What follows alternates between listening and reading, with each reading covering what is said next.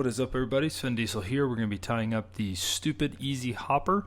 This is just a combination of a bunch of different hopper patterns. I don't think it's anything to be my own. It's just a combination. So we're going to be doing a stealth hook. There's a dry fly series at a number 6. Make sure it's secure in your vise because we're going to be cranking down some foam onto this.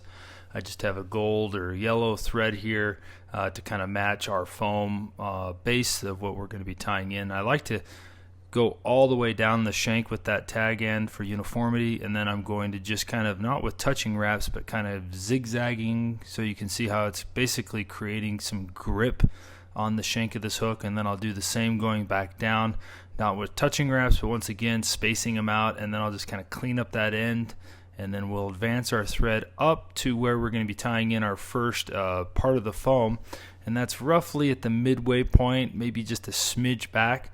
And here we've got 3 layers of foam, and we're going to go here. I'm going to put a link. This is Tim Flagler has a video on how to glue this together, putting the Furry Foam on the bottom. I really like that, and so I've already prepped that, and basically we're going to be using these the beaver tail for the River Road Creation foam cutter.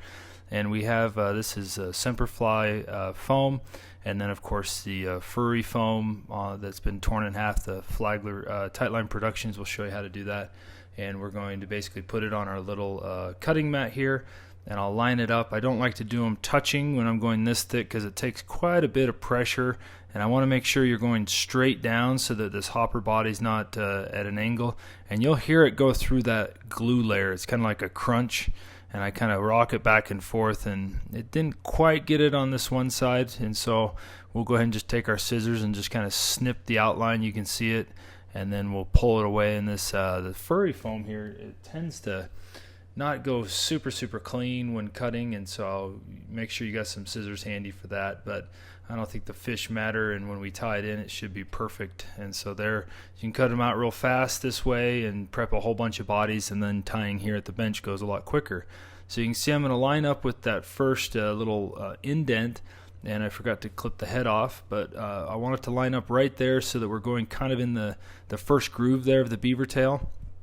And so I'll line that up, and then with this fly there's going to be a little bit of super glue. That helps to keep it in position. Makes it a little bit more durable. So I'm just going to put a light coat here on the thread so that it's bonding the thread to the shank of the hook, and then we're going to bond this Furry Foam and make sure it's lined up where you push it down right in the center, come up and over with 2 loose wraps, and then give it a nice crank down.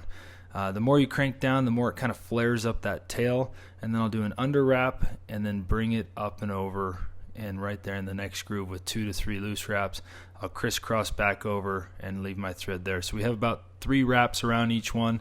The super glue is going to hold that in place, and I've got my tail going up how I like it. The head I might have cranked down a little bit too much, but that will work for this video, and it shows you how when you pull too hard it kind of goes up.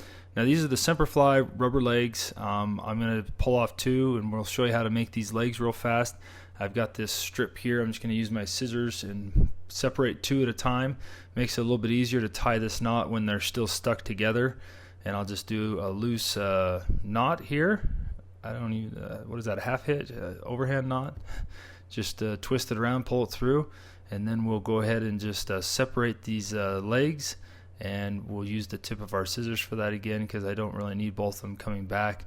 And we'll separate those, and then I'll trim the one close to the knot but not right up against the knot because I don't want it to come undone, because the knot serves the purpose of bending the leg like a grasshopper.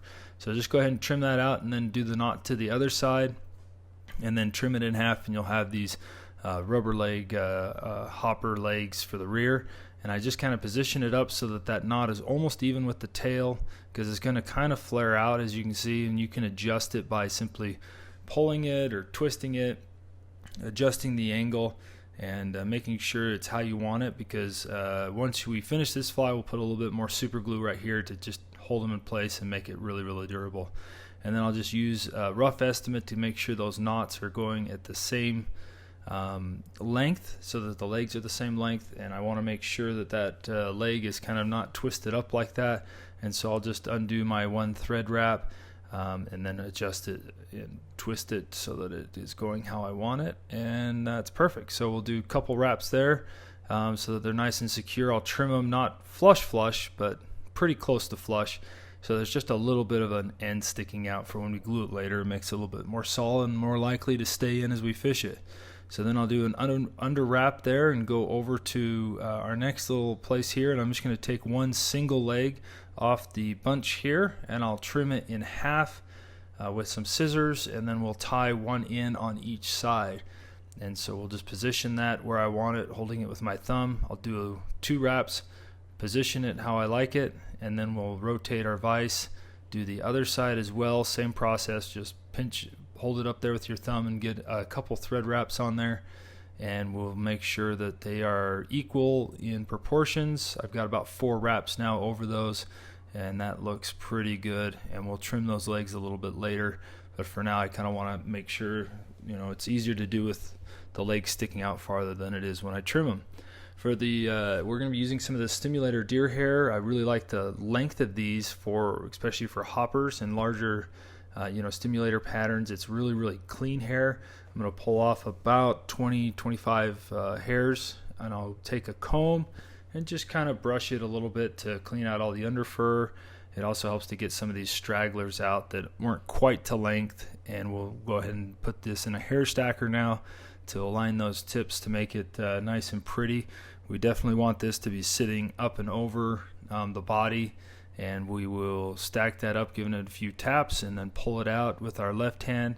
I like to just measure it so that it's roughly the length of the overall body, because when we tie this in, it's going to flare it just a little bit up, and we'll go ahead and do 1-2 wraps, and then I'll flare it just a little bit, snug it tight, and then that looks pretty good to me.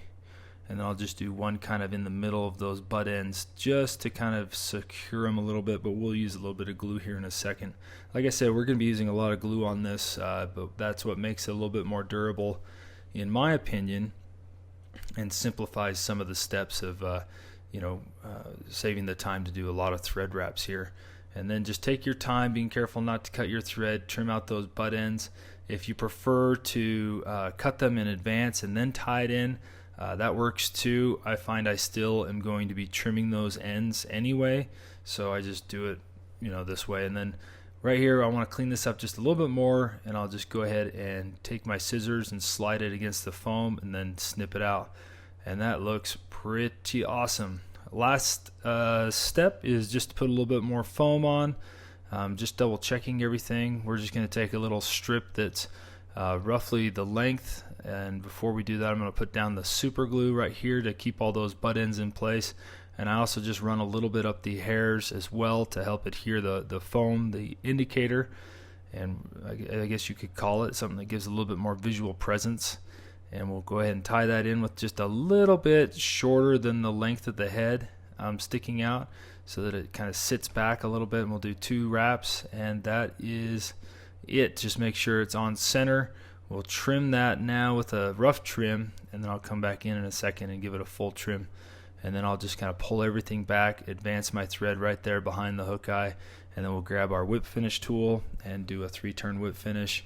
And that is the Stupid Simple hopper. I think it's stupid simple. I've tied some that are a lot more complex. The advantages of this is it floats, it is durable. You can change up foam color combinations, legs, wings, pretty much all of the above, but it's definitely not one that I spend a lot of time on. Usually once all these bodies are cut out, it's pretty simple. The last step here is I take the super glue and I apply it at my joints right here. That also is sticking to the thread. I put a pretty heavy amount right here on the bottom, which some could argue ruin the integrity of the fuzzy foam, but I don't think it matters, and we'll apply that on the other side as well, and that will help keep those legs in. And last step here, we're going to just trim those legs. Make sure those legs are in position before this glue dries. I'm roughly going to cut this a little bit to preference of the length. I always trim them a little bit longer than I think I might want them, just so that I can always trim them later on the water on the river. And there we go. That is the Stupid Simple hopper, all trimmed up except for the foam indicator. Let's go ahead and just trim that to a nice little angle. I don't want the dense foam creating some sort of shadow in case this rides a little lower. I just need a little bit of visual presence there to help me see it sometimes. And so change up that foam color to pink or orange, or you could even do a yellow. But this is a really cool color combination. And so tie some up and fish them. Hope they fish well for you.